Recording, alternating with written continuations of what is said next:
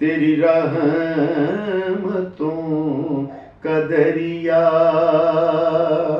سرے عام چل رہا ہے، مجھے بھی۔ بسم اللہ الرحمن الرحیم۔ دوستو السلام علیکم ورحمۃ اللہ وبرکاتہ۔ دین نے، اسلام میں ہمیں اچھائی کے بہترین مواقع اور طریقے سکھائے ہیں۔ ان میں بعض اوقات، بعض معاملات میں اوقات کا تعین ہے کہ ہم اس وقت میں ہمیں کرنا چاہیے۔ جیسے حج ہے، اس کے ایام ہیں، جیسے روزہ ہے، اس کے ایام ہیں، جیسے نمازیں ہیں، ان کی اوقات ہیں، ان کے اوقات کیا ہیں، وقت پہ نماز پڑھنی ہے آپ نے۔ اسی طرح جو ہم زکوٰۃ دیتے ہیں، صدقات کرتے ہیں، کسی کی مدد کرتے ہیں، تو بعض اوقات ہمارے ہاں یہ کانسیپٹ بنا لیا گیا ہے کہ چونکہ رمضان میں ایک نیکی کا بدلہ 70 اجر کے طور پہ 70 نیکیوں کے برابر ہوتا ہے، تو ہم اس کام کو سنبھال کے رکھ لیتے ہیں، اور یہ نیکی ہم رمضان شریف میں روزہ رکھ کے کریں گے۔ نیت بڑی اچھی ہے، انسان کی جبلت ہے کہ وہ ہمیشہ بہتر سے بہتر کی جستجو میں رہتا ہے، اس کا حق بھی ہے کہ وہ اس وقت کی تلاش میں ہو جب اسے منافع زیادہ ملے۔ چیز بیچتا ہے تو اس وقت بیچتا ہے جب اس کو منافع زیادہ ملے۔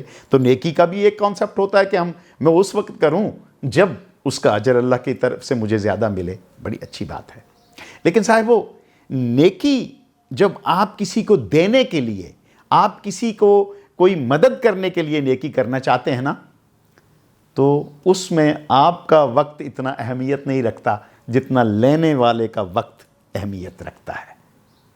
وہ اس لیے کہ اس کی ضرورت کس وقت منہ کھول کے کھڑی ہو جاتی ہے اور کہتی ہے کہ جب تک یہ کام پورا نہ ہو تمہاری زندگی کی گاڑی آگے چل نہیں سکے گی۔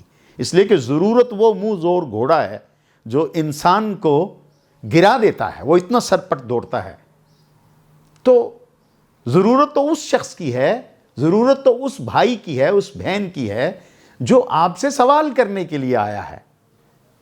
کسی نے کہا کہ علاج کے لیے پیسے چاہیے اور میرا بیٹا جو ہے وہ بڑی مہلک بیماری میں مبتلا ہے، تو کیا میں اور آپ اس کی مدد کرتے وقت اسے کہیں گے کہ رمضان شریف میں آنا؟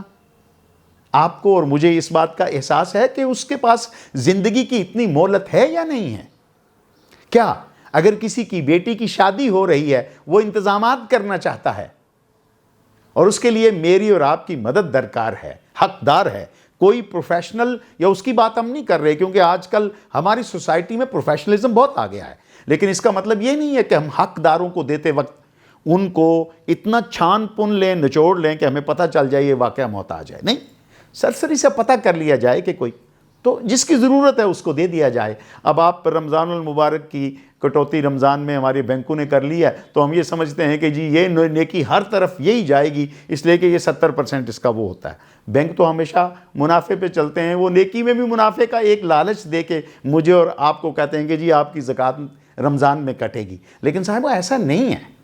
آپ کریں بالکل، اگر کوئی ضرورت مند آپ کے دروازے پہ نہیں آتا، رمضان المبارک میں ہی اسے تقسیم کریں، بہت اچھی بات ہے، آپ کا رب آپ کو نیکیاں دے رہا ہے۔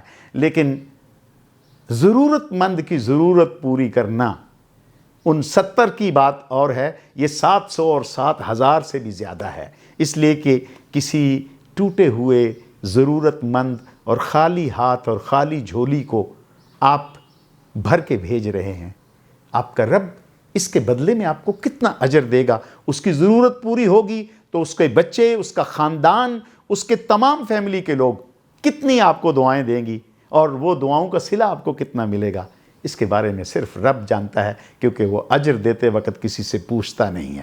وہ اجر دیتے وقت کبھی بھی کیلکولیٹر سامنے نہیں رکھتا۔ آپ کا رب دینے والا ہے، اس کے ہاں کیلکولیٹ کرنے کی کوئی گنجائش نہیں ہے، وہ بے حساب دینے والا ہے۔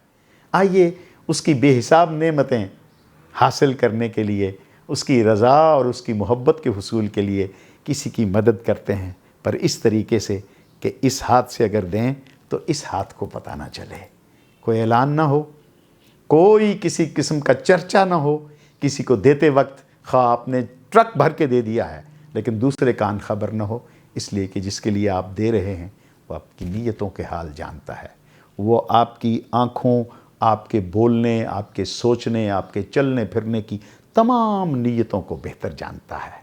آئیے اس کی رضا کے لیے یہ سارا کچھ کرتے ہیں تاکہ ہماری نیکیاں قبولیت کی اس درجے پہ جا سکیں جہاں ہمارا رب ہم سے راضی ہو جائے۔ انشاءاللہ کل پھر ملاقات ہوگی، تب تک کے لیے اجازت۔ السلام علیکم ورحمۃ اللہ وبرکاتہ۔